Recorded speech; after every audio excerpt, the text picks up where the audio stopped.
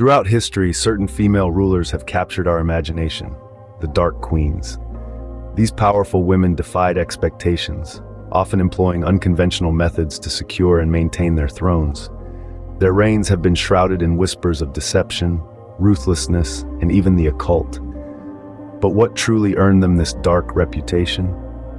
Was it their challenge to the patriarchal order itself, their disregard for traditional femininity, or perhaps a connection to practices deemed heretical in their time? Let's delve into the world of the Dark Queen, separating myth from reality and exploring the complexities of power through the stories of two remarkable women. Elizabeth I of England. Declared illegitimate by her father, Henry VIII, Elizabeth's claim to the throne was as shaky as the ground beneath the executioner's block. She faced threats from both domestic rivals like Mary Tudor, nicknamed Bloody Mary for her persecution of Protestants, and foreign powers like Spain, which saw her as a heretical upstart. However, Elizabeth proved to be a survivor, a woman who understood the importance of playing the political game. She surrounded herself with trusted advisors like William Cecil, a brilliant strategist who helped her navigate the treacherous political landscape. Despite her Protestant beliefs, she understood the importance of religious moderation to maintain stability within the kingdom. She created the Church of England, a middle ground between Catholicism and Protestantism, earning the ire of both sides but ultimately fostering a sense of national identity. Elizabeth understood the power of image cultivation. She cultivated the persona of the Virgin Queen, a symbol of England's strength and independence. Grand pageantry and elaborate court ceremonies showcased her authority and bolstered national pride. She was also a master of coded messages using a complex system known as concealment. These coded messages, often disguised as seemingly mundane letters, allowed her to communicate sensitive information with her advisors and spy network. Catherine de' Medici, Queen Consort of France, married into the French royal family at a young age, Catherine was a stranger in a ruthless court. The French court was a viper's nest of factions vying for power, and Catherine, with her sharp intellect and political acumen, quickly became a player in this deadly game. Unlike Elizabeth, who never married, Catherine used her position as queen consort to wield significant power behind the scenes. She was a master manipulator, renowned for her use of subtle poisons and courtly intrigue to eliminate rivals and consolidate her family's hold on the throne.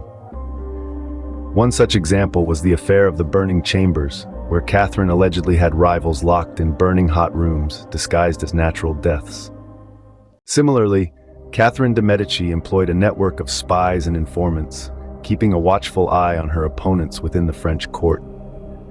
One such famous example was her use of flying squads, groups of loyal supporters who would spread rumors and propaganda to undermine her enemies.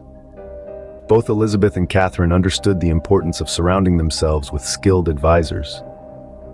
Elizabeth relied on a council of trusted advisors, like William Cecil, nicknamed the Fox for his cunning, who provided her with sound political and economic advice.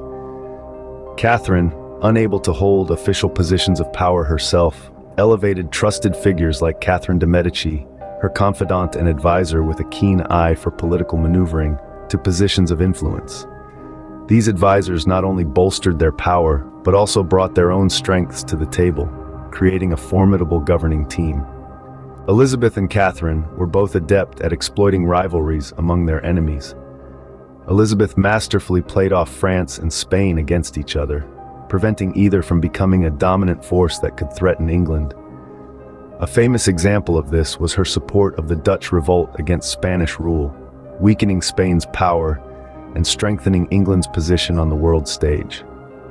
Catherine, within France, manipulated the religious conflicts between Catholics and Huguenots, French Protestants, to her advantage, weakening both sides and solidifying her own position.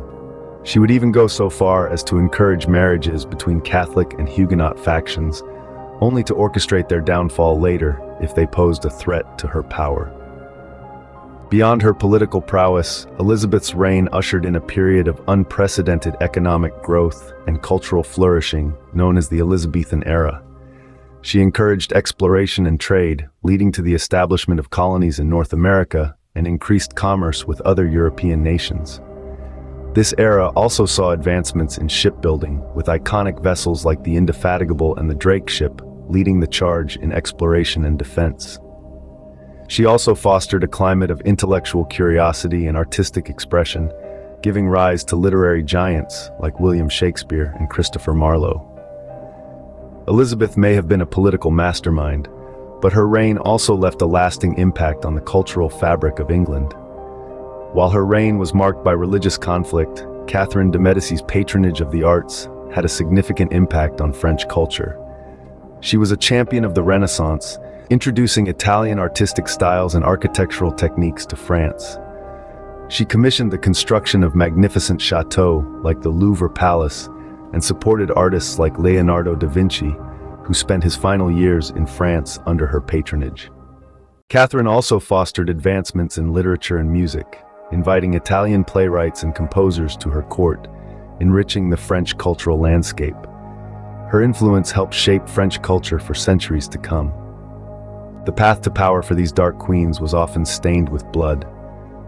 Elizabeth's reign saw the execution of her cousin Mary, Queen of Scots, who posed a significant threat to Elizabeth's claim to the throne. While Mary's execution remains a controversial topic, Elizabeth saw it as a necessary measure to secure her own safety and the stability of England. Catherine de' Medici's ruthlessness is even more starkly illustrated by her involvement in the St. Bartholomew's Day massacre. This horrific event, orchestrated by Catherine and her advisors, saw the slaughter of thousands of Huguenots in a single night. This act of violence cemented Catherine's reputation as a ruthless and bloodthirsty figure. Both Elizabeth and Catherine sought to control the narrative and maintain order within their realms. Elizabeth tightly controlled the press, ensuring that only information favorable to the crown was disseminated. She also cracked down on dissent, particularly from Catholics who refused to convert to the Church of England. One such example was the plot of Anthony Babington, a Catholic who planned to assassinate Elizabeth.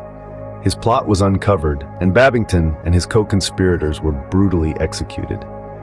Similarly, Catherine de' Medici persecuted Huguenots, fearing their growing political and religious influence.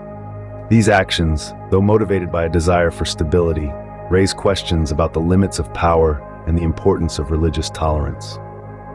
The perception of these dark queens has shifted significantly over time. Chroniclers of Elizabeth's reign, particularly Catholics, often portrayed her as a tyrant and a usurper. However, later historians have come to appreciate her political acumen and her role in ushering in a golden age for England. Catherine de' Medici's legacy is equally complex. French chroniclers vilified her for her ruthlessness and involvement in the St. Bartholomew's Day massacre. However, modern historians also recognize her political skills and her contributions to the French Renaissance. Both women continue to be figures of fascination and debate, highlighting the difficulty of judging historical figures through a modern lens.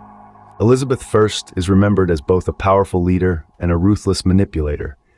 Her supporters celebrate her intelligence and determination in a time of great turmoil. Her critics point to her use of execution and her control of information as evidence of her dark side. Catherine de' Medici is similarly viewed as both a cunning political strategist and a murderous villain.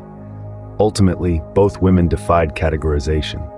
They were strong leaders who ruled in a brutal and unforgiving world, often resorting to unconventional methods to achieve their goals.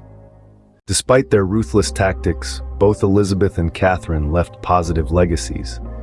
Elizabeth's reign saw England become a major power on the world stage.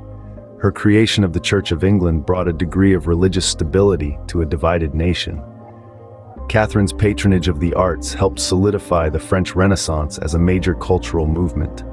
However, their legacies are also stained by violence and religious intolerance. Elizabeth's execution of Mary, Queen of Scots, and Catherine's role in the St. Bartholomew's Day massacre remain dark stains on their records. Their control of information and suppression of dissent raise questions about the balance between stability and freedom of expression. Both Elizabeth and Catherine's unconventional methods ultimately benefited their nations. Elizabeth's creation of the Church of England, a compromise between Catholicism and Protestantism, brought a degree of religious stability to a previously fractured England. Her use of coded messages and spy networks helped her maintain control and keep foreign threats at bay. Catherine's manipulation of court factions allowed her to secure the throne for her children, ensuring a period of relative stability in France. While their methods were often ruthless, they were effective in achieving their goals. The Dark Queen continues to fascinate us because they challenge traditional notions of leadership, particularly for women. They were not simply passive figures placed on thrones. They actively shaped the destinies of their nations. They offer a glimpse into the human psyche, where strength and cunning can coexist with ruthlessness and surprising compassion. Ultimately, their stories leave us pondering a vital question. Can a leader achieve great things without resorting to darkness? And where do we draw the line between effective leadership and the chilling grip of tyranny? The enduring allure of the Dark Queen lies in their challenge to categorization, forcing us to confront the complexities of power and the uncomfortable truths that often lie hidden beneath the glittering surface of a reign. These women were not perfect rulers, but they were undeniably impactful ones. Their stories remind us that history is rarely black and white, and that even the most brilliant leaders can leave behind a legacy of both light and shadow. As we continue to study and debate the lives of these Dark Queens, we gain a deeper understanding not only of their era, but also of the enduring complexities of human nature and the exercise of power. If you enjoyed this video, be sure to like, comment, and subscribe for more content like this. It's London Lane.